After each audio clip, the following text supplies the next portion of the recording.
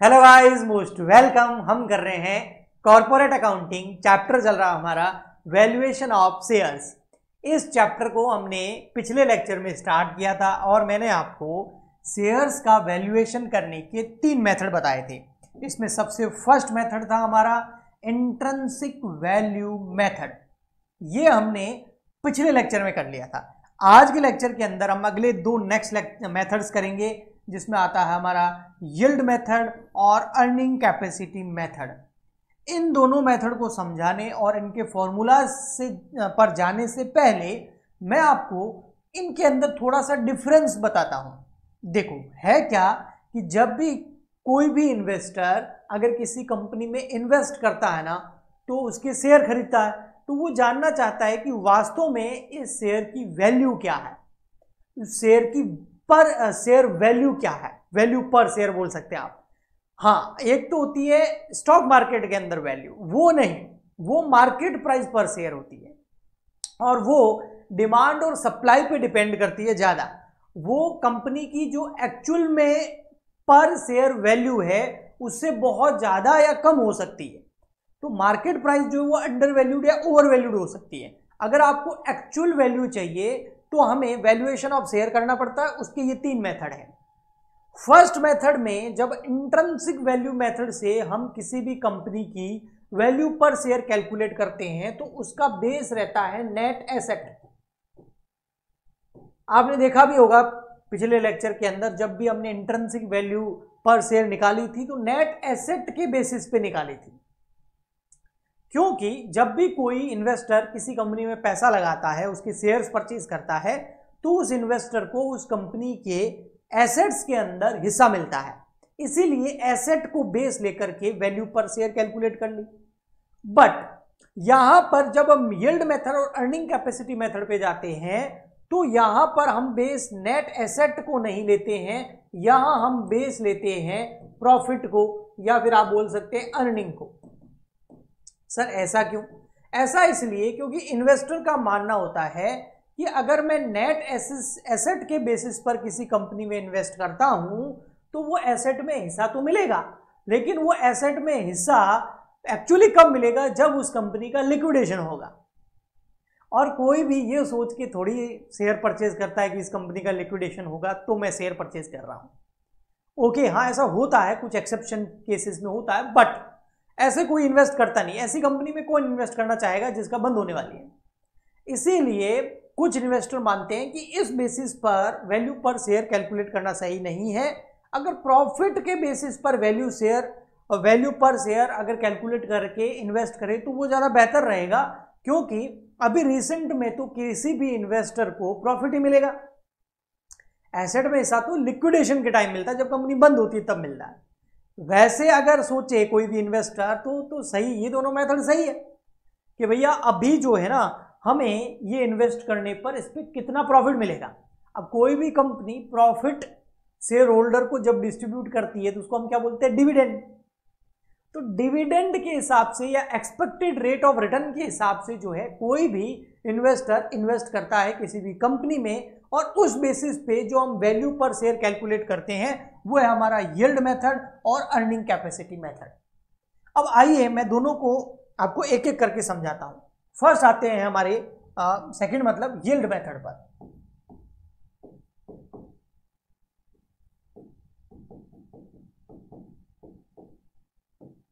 अब ये जो यील्ड मेथड है इसके फॉर्मूला देखते हैं। इसमें फॉर्मूला है वैल्यू पर शेयर का। अगर आपको वैल्यू पर शेयर चाहिए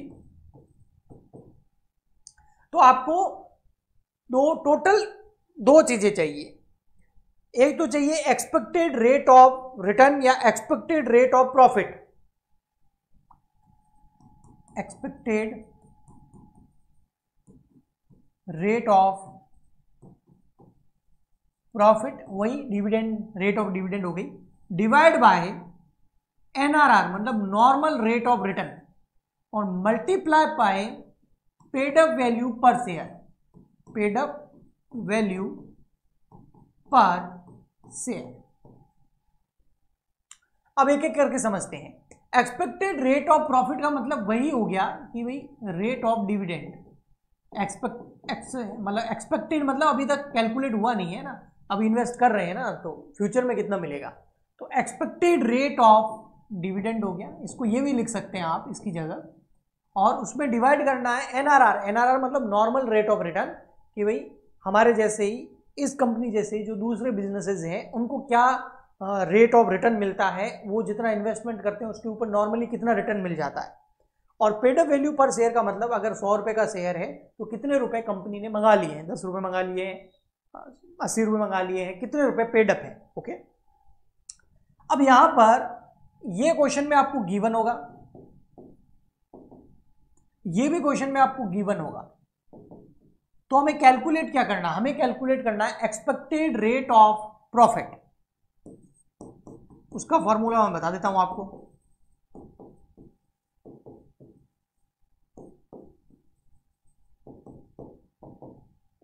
एक्सपेक्टेड रेट ऑफ प्रॉफिट, उसका फॉर्मूला क्या है sir, expected rate of profit का, तो प्रॉफिट अवेलेबल फॉर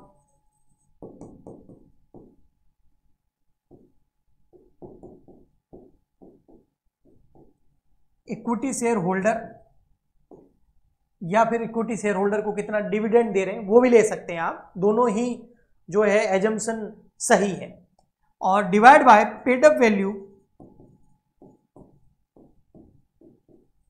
या पेड अप कैपिटल, वैल्यू तो क्या पेड अप कैपिटल, और मल्टीप्लाई बाय 100। तो इससे क्या आ जाएगा, एक्सपेक्टेड रेट ऑफ प्रॉफिट, यानी ये आ जाएगा, उसमें एनआरआर का डिवाइड करेंगे और पेड अप वैल्यू पर शेयर से मल्टीप्लाई करेंगे तो वैल्यू पर शेयर आ जाएगी। मैं आपको एक न्यूमेरिकल क्वेश्चन करके बताता हूं। यहां देखिए, यहां लिखा हुआ है x limited has 10,000 equity share, देखो 10,000 equity share, number of equity share हो गए, एक 10 रुपए का है, लेकिन पेडअप कितना है, 8 रुपए पेडअप है। तो यहां पर अगर आप पेडअप कैपिटल देखोगे ना,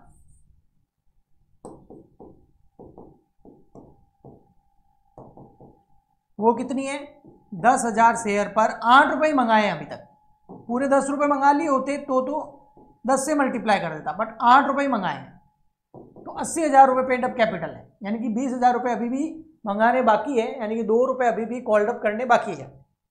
ओके, इसके अलावा कंपनी के पास में 1,06% प्रेफरेंस शेयर है और एक 10 रुपए का है, तो 10 लाख रुपए प्रेफरेंस शेयर कैपिटल हो गई और 6% उसके ऊपर डिविडेंड की रेट हो गई।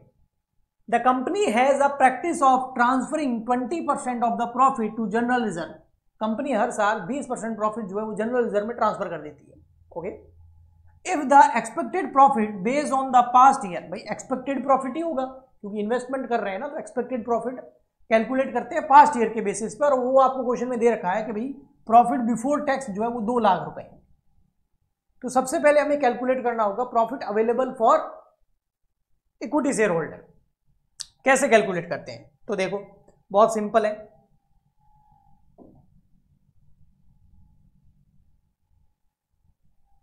सबसे पहले ले लो profit before tax,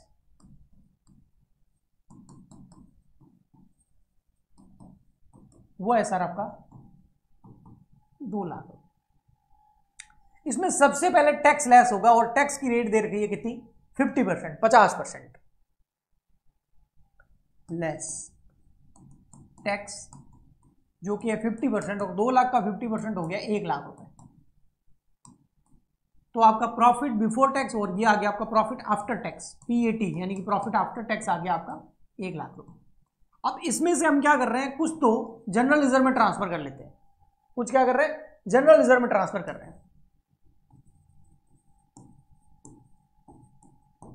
general reserve में कितना ट्रांसफर कर रहे हैं, 20%। क्या मैं मेरे मन से ले रहा हूं, नहीं बेटा, यहाँ क्वेश्चन में गिवन है, देखो 20% of the profit transfer to, transferring 20% of the profit to general reserve every year. तो 20,000 रुपए जनरल रिजर्व में ट्रांसफर कर दो, तो पीछे बच गए 80,000 रुपए। इसमें से प्रेफरेंस शेयर होल्डर को पहले डिविडेंड देंगे, फिर देंगे इक्विटी शेयर होल्डर को, तो 6% प्रेफरेंस डिविडेंड, 10 लाख का 6%। सर 10 लाख कहां आया, 10 लाख प्रेफरेंस शेयर कैपिटल है, ये देखो 1 lakh number of preference share है ना, और एक शेयर कितने रुपए का है, 10 रुपए का, हो गया 10 लाख और फुली पेड है। तो 10 लाख का अगर 6% करोगे तो ये आएगा 60,000 रुपये। तो 60,000 रुपये प्रेफरेंस शेयर लेस कर दो, तो आपके 20,000 रुपये अवेलेबल हो गए किसके लिए? इक्विटी शेयर होल्डर के लिए। तो ये आएगा आपका हो गया profit available for equity share holder. तो मैं आप बोलो तो यहीं लिख दूं इसको, कहाँ लिखूं? चलो इधर फॉर्मूला लिखेंगे तब काम आ जाएगा। तो चलिए फॉर्मूले से करते हैं इसको। फॉर्मूला क्या है हमारा? वैल्यू पर शेयर का यील्ड मेथड से। कौन से मेथड से है ये? यील्ड मेथड से। फॉर्मूला है expected rate of profit divide by normal rate of return multiply by paid up value पर शेयर। यही फॉर्मूला है, अभी मैंने लिखाया था थोड़ी देर पहले। अब देखो यहां पर हमको पेड अप वैल्यू पर शेयर दे रखी है 8 रुपए, इक्विटी शेयर की है ना, ये देखो 8 रुपए पेड अप है, और नॉर्मल रेट ऑफ रिटर्न भी दे रखा है। देखो it may be assume that normal rate of return and normal rate of dividend is 20%। ठीक है, और आपका एक्सपेक्टेड रेट ऑफ प्रॉफिट वो कैलकुलेट करना पड़ेगा, उसका फॉर्मूला अभी बता देता हूं। एक्सपेक्टेड रेट ऑफ प्रॉफिट कैसे आएगा? प्रॉफिट अवेलेबल फॉर या earning available for ESH equity share holder divide by paid up share capital multiply by 100। तो प्रॉफिट अवेलेबल फॉर ESH ये रहा 20,000। अभी हमने पूरा स्टेटमेंट बना के कैलकुलेट किया। और पेड अप वैल्यू पर share, paid up share capital कितनी है? 80,000 रुपये। बताऊं, ये देखो यहाँ लिखा था मैंने क्वेश्चन में, ये रहा पेड अप पर शेयर कितनी है? 8 रुपये, और ओवल और कैपिटल कितनी है? 80,000 रुपये इक्विटी शेयर की। मल्टीप्लाई बाय कर दो 100, तो आ जाएगा expected rate of profit 20,000 divide by 80,000 multiply by 100, 25%।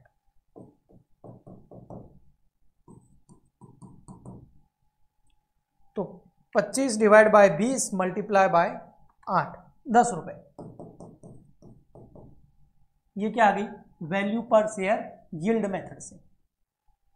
यानी कि जिस कंपनी में आप इन्वेस्ट कर रहे हो उसकी पर वैल्यू प्राइस क्या? 8 रुपए। अब आपको कितने में मिल रहा देख लो।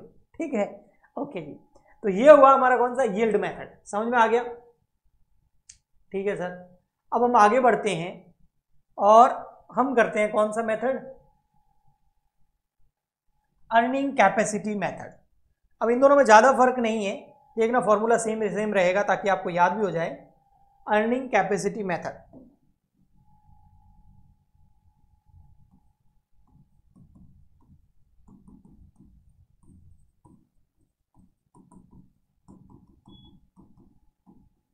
अच्छा, अर्निंग कैपेसिटी मेथड से अगर वैल्यू पर शेयर निकालना है तो क्या लेना है? देखो नीचे वही NRR और मल्टीप्लाई करना है पेड अप वैल्यू पर शेयर। दोनों सेम है।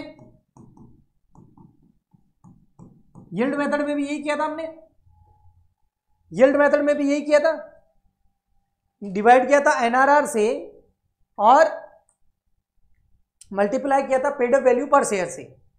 अभी किया था, देखो ये रहा, ये रहा NRR multiply by paid up value पर शेयर। अब ऊपर क्या लिया था? Expected rate of profit. अब यहां क्या लेंगे? यहां लेंगे हम लेंगे रेट ऑफ अर्निंग। यहां क्या कैलकुलेट करेंगे? यहां हम लेंगे रेट ऑफ अर्निंग। यहां क्या था? Expected rate of profit. यानी कि यहां एक तरह का हम डिविडेंड ले रहे थे। यहां पर मैंने उसको बोला भी था, ये डिविडेंड है ना, डिविडेंड की रेट है। एक जो क्वेश्चन में नॉर्मल रेट ऑफ डिविडेंड दे रखी है वो तो NRR होती है ना, बट जो हम कैलकुलेट करते हैं इस फॉर्मूले से, ये देखो ये वाले फॉर्मूले से, एक्सपेक्टेड रेट ऑफ प्रॉफिट, ये क्या एक तरह का एक्सपेक्टेड रेट ऑफ डिविडेंड ही है। बट अभी आपको लेना है यहां पर एक्सपेक्टेड रेट ऑफ प्रॉफिट नहीं लेना है, यहां आपको लेना है रेट ऑफ अर्निंग।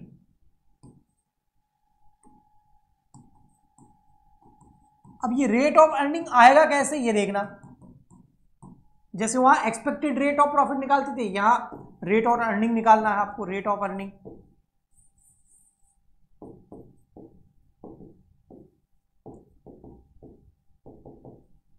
अब ये रेट ऑफ अर्निंग कैसे आएगा, वहां एक्सपेक्टेड रेट ऑफ प्रॉफिट आता था ना, हाँ वैसे आएगा नहीं, यहां अलग है थोड़ा मामला। यहां आपको लेना है प्रॉफिट अर्न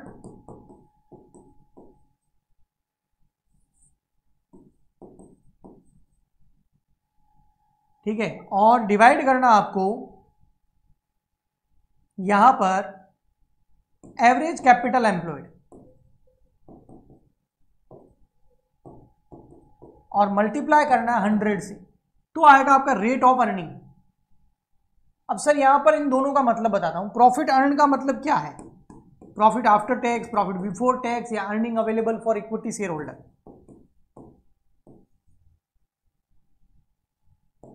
यहां पर जो प्रॉफिट अर्न लेंगे उसका मतलब है profit after tax but before debenture interest, before debenture interest, before preference dividend and before profit transfer to general reserve. अभी मैं इसको न्यूमेरिकल कराऊंगा ना अच्छे से समझ में आ जाएगा। ये तो हो गया आपका प्रॉफिट अर्न। फिर आपका एवरेज कैपिटल एम्प्लॉयड, इसका मतलब क्या है, इसका मतलब है आपको क्वेश्चन में ओपनिंग कैपिटल एम्प्लॉयड दे रखा होगा, आपको क्वेश्चन में क्लोजिंग कैपिटल एम्प्लॉयड दे रखा होगा, उन दोनों को प्लस करो और डिवाइड कर दो 2 का, तो आ जाएगा आपका एवरेज कैपिटल एम्प्लॉयड। अगर आपको क्वेश्चन में ओपनिंग और क्लोजिंग दोनों कैपिटल एम्प्लॉयड नहीं दे रखे हैं तो एवरेज कैपिटल एम्प्लॉयड कैसे निकालेंगे, क्लोजिंग कैपिटल एम्प्लॉयड ले लो और उसमें से माइनस कर दो half of PAT, profit after tax का हाफ, तो आपका एवरेज कैपिटल एम्प्लॉयड आ जाएगा। और जब ये दोनों चीजें आ जाएगी, प्रॉफिट अर्न और एवरेज कैपिटल एम्प्लॉयड, तो आपका आ जाएगा रेट ऑफ अर्निंग, और जब रेट ऑफ अर्निंग आ जाएगी तो आपका आ जाएगा वैल्यू पर शेयर। अभी हम कैलकुलेट करके देखते हैं, देखो इस क्वेश्चन से, इस वाले क्वेश्चन से सेम से, ठीक है। तो हमको क्या क्या चाहिए, हमको चाहिए सबसे पहले एनआरआर। एनआरआर इस क्वेश्चन में आपको पता ही है कितनी थी, एनआरआर थी 20% और पेड अप कैपिटल कितनी थी, 8 रुपए, ठीक है। इसमें तो कोई प्रॉब्लम है नहीं, ये देखो मैंने यहां पर भी लिखा था एनआरआर कितनी है 8%, पेड अप वैल्यू पर शेयर कितनी है 8 रुपए। अब क्या चाहिए, एक्सपेक्टेड रेट ऑफ प्रॉफिट चाहिए था, और इधर क्या चाहिए, प्रॉफिट रेट ऑफ अर्निंग। अब रेट ऑफ अर्निंग कैसे आएगा, प्रॉफिट अर्न, ठीक है, और divide by average capital employed. अब प्रॉफिट अर्न कैसे आएगा, प्रॉफिट अर्न का मतलब क्या है, यहां देखिए profit after tax but before debenture interest, before preference dividend and profit transfer to general reserve.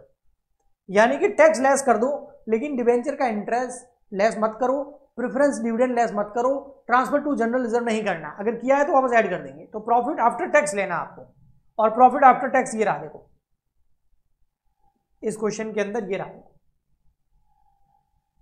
ये पिछले में हमने क्या लिया था, उसमें यील्ड मेथड में ये लिया था 20,000 रुपए, लेकिन यहां पर क्या लेंगे हम, ये प्रॉफिट आफ्टर टैक्स कितना 1 लाख रुपए। इसमें से प्रेफरेंस डिविडेंड लेस नहीं करना है, जनरल रिजर्व लेस नहीं करना है, और अगर इंटरेस्ट लेस किया होता तो ऐड कर देता, वो तो इंटरेस्ट वैसे इसमें था नहीं, ये लेना है प्रॉफिट आफ्टर टैक्स 1 लाख रुपए। ले लो भाई, प्रॉफिट आफ्टर टैक्स कितना है, 1 लाख रुपए, divide by average capital employed. क्या क्वेश्चन में आपको ओपनिंग या क्लोजिंग कैपिटल एम्प्लॉयड दे रखी है, नहीं, तो हम कैसे निकाल सकते हैं, ऐसे क्लोजिंग कैपिटल एम्प्लॉयड, वो भी है नहीं क्वेश्चन में। तो इस क्वेश्चन में आपको क्लोजिंग कैपिटल एम्प्लॉयड नहीं है, ना क्लोजिंग दे रखी है ना ओपनिंग दे रखी है। तो मैं ऐसे ही एज्यूम कर लेता हूं, हम ले लेते हैं यहां पर फॉर एग्जांपल के लिए एवरेज कैपिटल एम्प्लॉयड, मान लेते हैं क्वेश्चन में गिवन है हमको, ठीक है,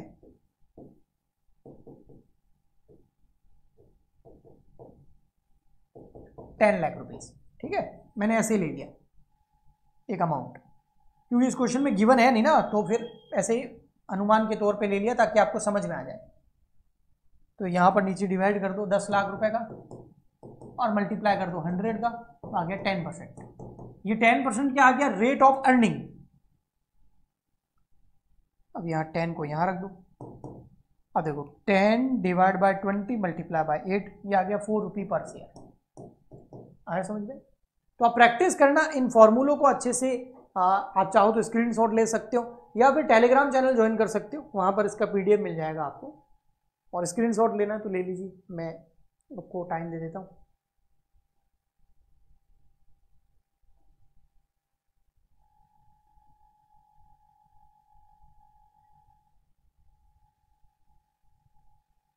ठीक है, okay okay. So I hope आपको वैल्यू पर शेयर कैलकुलेट करना, यानी कि शेयर्स का वैल्यूएशन करना समझ में आ गया होगा। प्लीज़ वीडियो को ज़्यादा से ज़्यादा लाइक करें, चैनल को सब्सक्राइब करें, वीडियो को शेयर करें, सपोर्ट करें, ताकि मैं आपके लिए इसी तरीके के लेक्चर लाता रहूं। मिलते हैं नेक्स्ट लेक्चर में, आज के लिए इतना ही, तब तक के लिए goodbye and thank you.